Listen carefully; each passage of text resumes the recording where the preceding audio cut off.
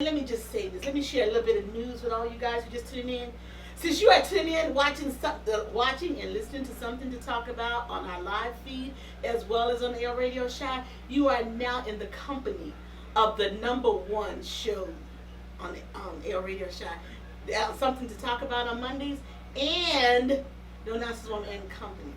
Now, and I think we're maybe off with this or whatever, but we're like number one for our time slot on internet radio stations, I believe. Oh, okay. And brother said we are number one for our time slot on what?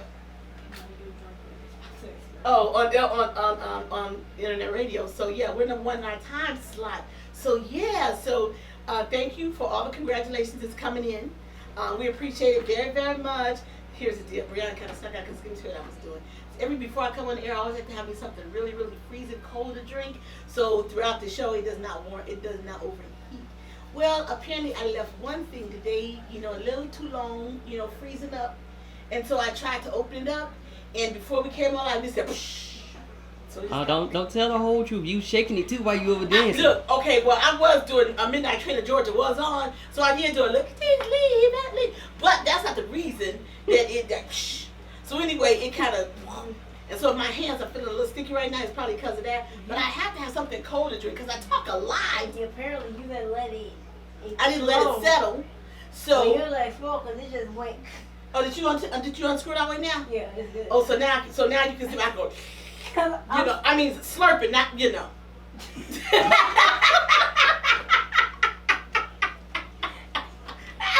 That might be also why we're number one because she said whatever because it was her mind. Oh my God! So I was just thinking I'm just slurping, not anything else. No. Because I'm sitting here, I'm looking, and I'm like, that ain't done. I take it, go. Yeah, she was like, I said, why do you keep looking over there? She's like, because I think it's gonna explode. I'm thinking. But anyway, so she went and took care of it. So you guys didn't see. I had it done on camera. They were like, "Ah!" What was the Chris Tucker said? From rush hour. So I would have sounded a little bit like that, like, "Oh my God, get it, it's getting all over me." But yeah, because it was like Kimbo, that's like bubbling. It was like bubbling, yeah. So now we didn't settle down. Okay, I just have to have me something cold, freezing cold when I come on. Otherwise, I get, Dear, it's not that hot today. It does not matter when you're in the studio and you got like in front of microphones and cameras and the light and stuff on. It gets hot. Now it is comfortable. Do you feel I do feel it. I do feel it. Look on my hands, a little sticky feel. Don't touch me. I'm just saying they're a little sticky. Get some hand sanitizer. Okay, I'm gonna get some in a minute. I'm gonna break. But so anyway, you are in the company. Let me reiterate. Let me repeat, and I'm gonna repeat it throughout the show because those who are not on yet, I'm gonna let you guys know when you're tuning in to us, to this fantastic crew here. You're looking at number one. So we're number one there, and we're just gonna continue to grow and grow and grow. So when you all hear the name, something to talk about, or No Nonsense Woman and Company, or LB Entertainment, along with AO Radio LLC, then you will know you are in the presence of something great. Something great. That's all I'm gonna say.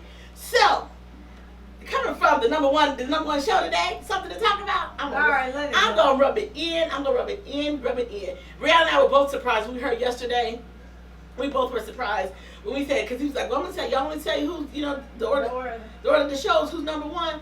Brianna, because we were both kind of looking at something else, and they said, "L." Me and Brianna said, he was like, because we were all doing this meeting thing, so we were like, "Yay!" And and anybody know when you're in the meeting and when something's not really important, you kind of mute your end, and then they say something. Brother, you never should have said that.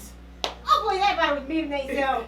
Well, they kept bitching at me because they said, "Oh, your phone is getting a lot of static, so you need to mute yourself." It's just because I was driving or I was in a location. I was downtown and I was on an area. I guess that has a lot of buildings, a lot of traffic. So it was just, I guess, wreaking havoc in everybody else's ear. So I could hear everybody else, but every time I had to talk, I had to unmute myself so I could speak, and then I could hear everybody else, but they couldn't hear me, so I had to go back and forth to do that. To you.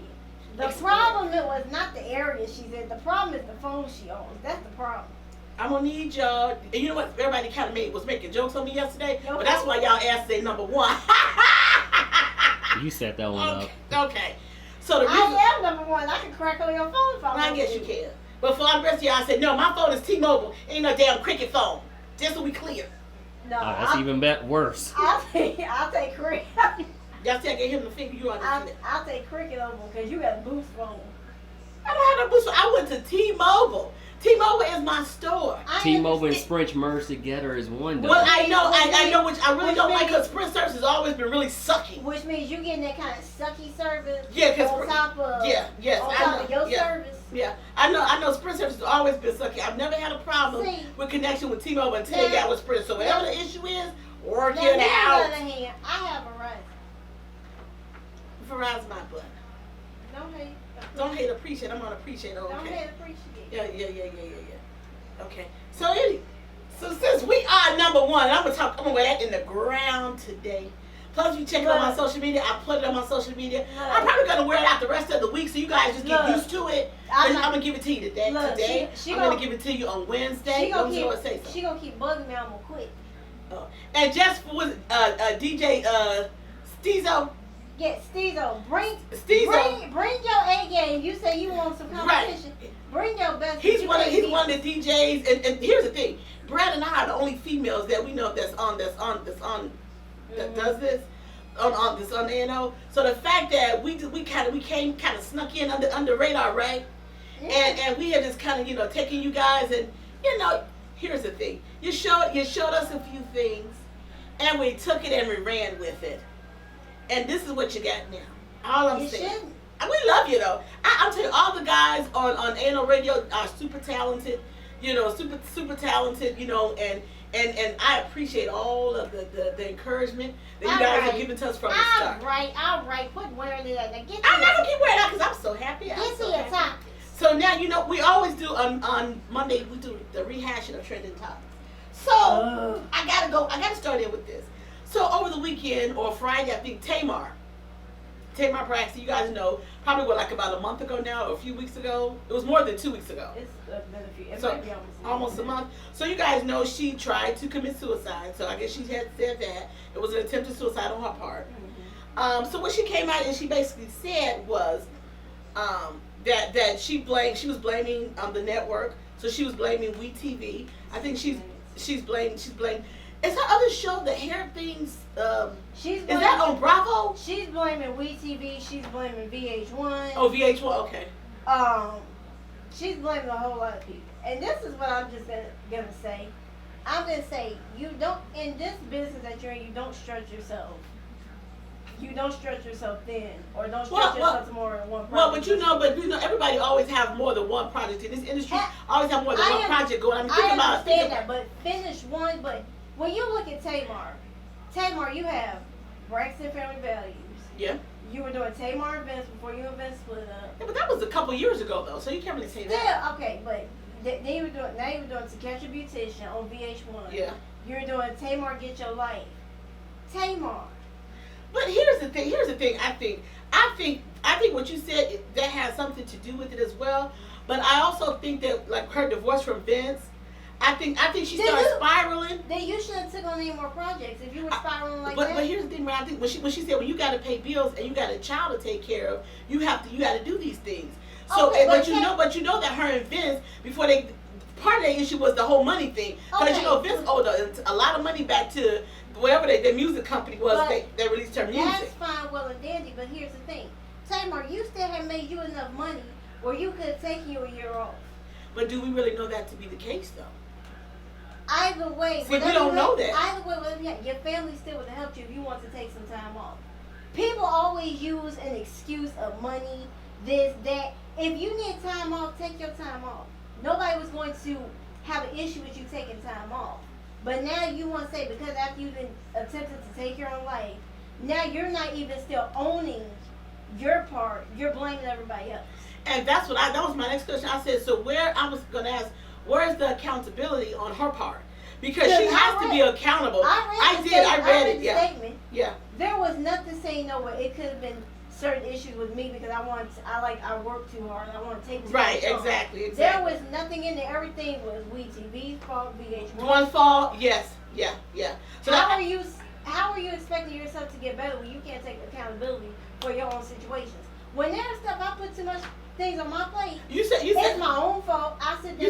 you said wait a minute. I need. But the thing is, here's the thing. I get it done, but now do I sit down? I take a break for a while. But here's No. but here's the thing. I think what happens is that when people get in these positions, when hey James, when people get into these positions, you know, they feel like I gotta stay out there, I have to stay relevant, and you push yourself into that breaking point. But here's my other question: you're a mom, and so to me, when you're a mom, even though I'm a mom and my child is grown, when you're a mother, that should factor into, you know, you're saying, you know, oh my God, I'm so overwhelmed. I can't do this anymore. And I trust me, I'm not throwing stones at Tamar, but I am saying when you come out and you make like these scathing comments about WeTV and about VH1 and all these other ones who do these reality shows, and you become a part of these reality shows, you need to, for me, I think things need to be put in writing. What you're going to do, what my work hours are going to be, I can do this, and this. So I think those things need to be put in writing. I think it's a lot more, and people were saying there were certain issues that Tamar dealt with as a kid, like her maybe being, you know, abused or whatever as a child, that I think maybe in her on the show, on this with WeTV, I think maybe they were trying to bring that out or maybe talk to her about it, and maybe she didn't want to, and that was it. And But sometimes you have to talk out certain things like that. Absolutely. To move forward, you can't. But when you hold on to stuff, you hold on to all that pain, all that the anger, the hurt, the bitterness, shame, all of that, right? all of you that. hold on to that, and then you know, because I mean, when you try to attempt to take your life. I understand being in despair and everything. That's huge, isn't it? I can never think of taking myself away from my child. Yeah. There's just something I cannot do that. That is a part of you being selfish. I agree with that. I absolutely agree. That's a part of you being selfish because you're not thinking about your child. You're not thinking about your parents. Yep. You're not thinking about your siblings. You're not thinking right. That's exactly. Just a part of selfish. I understand people go through things in life, Mm-hmm. but there never should be a time where you get to that point. Yeah. And I know some people, they get to that point, they feel like there's no other way. But here's the thing, I think one of the things I think with Tamar is that Tamar isolates herself a lot. I think because she don't want to talk to her sisters, or she think people are getting in her business. And one of the things that I saw, I don't even know if they're going to air the 6 episodes that we already taped of her, but they showed last week. They are. So last week they just canceled future work with her. But okay. The 6 episodes they're gonna. Because one of the things that I saw that when she had oh my God, okay, we're gonna talk. This is really good though. I saw when they were talking about it, they were saying Tamar, they were talking about her writing her own music, how she never wrote her own music, about her recording her own music. A lot of things she said Vince took care of a lot of those things for her. So she said she didn't write any of her music. She said I don't even really know how to write music. She said I was never really in the studio, you know, a long period of time when her, you know, after, you know, when her music was being made. I mean, yes, she sang the songs, but like actually knowing the music making process, she's not really even familiar with that because Vince did so many things for her. So she, I guess when she got divorced and all these things came out, like she had to do all this stuff, she didn't know how to do it. And that was part of one of the problems. She didn't know how to do it. But why would you have control over your stuff? See, that's another thing. Exactly. Why does everybody else have control of everybody's stuff? Be in control of your own stuff. And I understand that was your husband and he was your manager and things like that. I get all that, but you still should have known what was going on in your, you know, with your business, finance, and things like that. That's why your husband, your spouse, should never be your manager. If you, you can be in business together, you can run businesses, but as far as them managing you, no. Yeah. And I just think there's so many things. Well, like we're gonna talk more about that too. So many things just commingle with them. And here's the thing: that you're married, so I get you mixing things together. But at some point, nobody should have complete autonomy over your whole life and your career. No, you should have a say so. That's what spouses as managers. No, I don't know why people do that. Where they spouse is their manager. If you got businesses that are like kind of work off of each other, right. That's one thing. You build a separate entities, you do your thing, blah blah this, you talk, and that's fine. But you managing me, mama, And here's the thing: if you're gonna work with, we're gonna take a break. We're gonna come right back, and we're gonna get right back into this conversation because I want to say, where are the lines to be drawn when you're married and you're in business together? So where do we draw the lines at? Or are there any lines to be drawn? Absolutely. So come back in about 5 minutes. Tune in to AO Radio Show. Here we go.